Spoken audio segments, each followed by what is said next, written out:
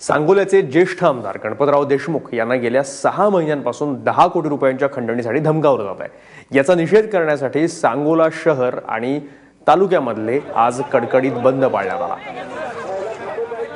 हजारो नागरिकांनी मूक मोर्चा काढून या धमकी सत्राचा निषेध केला। 4 एप्रिलपासून सतत निनावी पत्राद्वारे देशमुख यांना धमकी दिली जाते।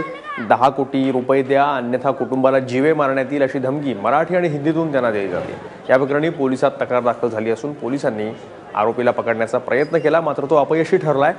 एप्रिलपासून देशमुख यांना धमकीची सतत 9 पत्र आली। यातली शेवटची पत्र त्यांच्या 2 मुलांनाही पाठवण्यात आल्यानं परिस्थितीचं गांभीर्य आता वाढलंय आणि म्हणून पोलीस काय कारवाई करतात याकडे सगळ्यांचं लक्ष आहे। सदर बाबत सांगोला पोलीस स्टेशनमध्ये अज्ञात व्यक्तीच्या विरुद्ध IPC 385, 386, 506 प्रमाणे गुन्हा दाखल करण्यात आलेला आहे।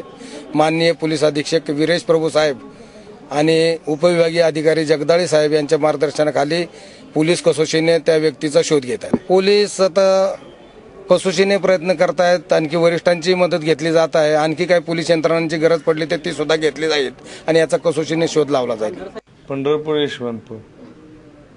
यशवंतपूर या गाडीच्या शेवटच्या डब्यात 10 कोटी रुपये ठेवावेत, नाहीतर आम्ही तुमच्या सर्व कुटुंबाला खतम करू किंवा तुम्ही दीपावली बघणार नाही। त्या निषेध पाळला, कारण हे भ्याड कृत्य आहे आणि त्या माणसानं कधीही काही कोणाचं वाईट केलं नसताना या अशा भ्याड कृत्याला पूर्ण तालुका पाठीशी असल्याचं या मोर्चेद्वारे दिसतं।